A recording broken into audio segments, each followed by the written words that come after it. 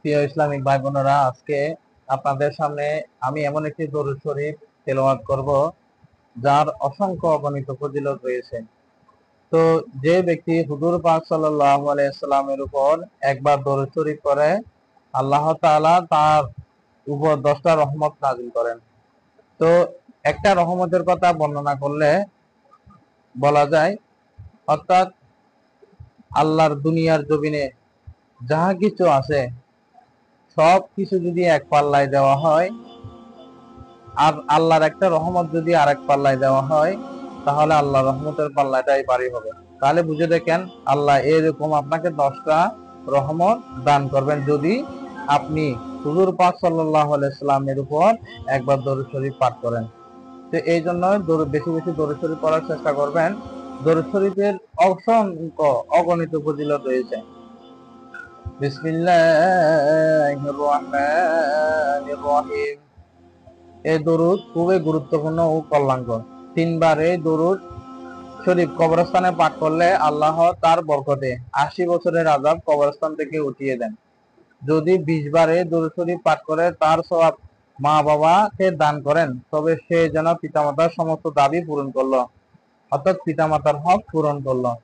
আল্লাহ তাআলা তার মাতা পিতার কবর জিয়ারতের জন্য 1000 ফেরেশতা পাঠিয়ে দেন। তারা কিয়ামত পর্যন্ত এই কাজে নিয়োজিত থাকেন।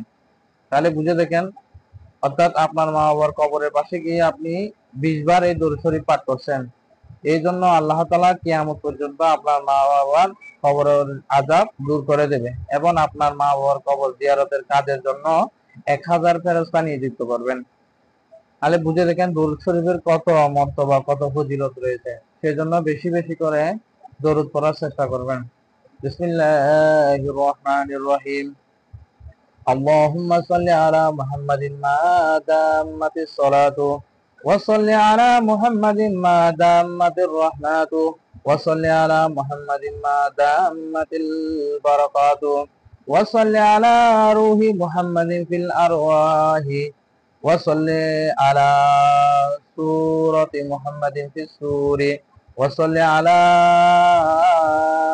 ইসমি وصل على اسم محمد في الأسماء وصل على نفس محمد في النفوس وصل على قلب محمد في القلوب وصل على قبر محمد في القبور وصل على روضة محمد في الرياض وصل على جسد محمد في الأجساد وصل على تربة محمد في التراب وصلى الله على خير خلقه سيدنا محمد وعلى آله وأصحابه وأزواجه وذرياته وأهل بيته وأحبابه أجمعين برحمتك يا أرحم الراحمين।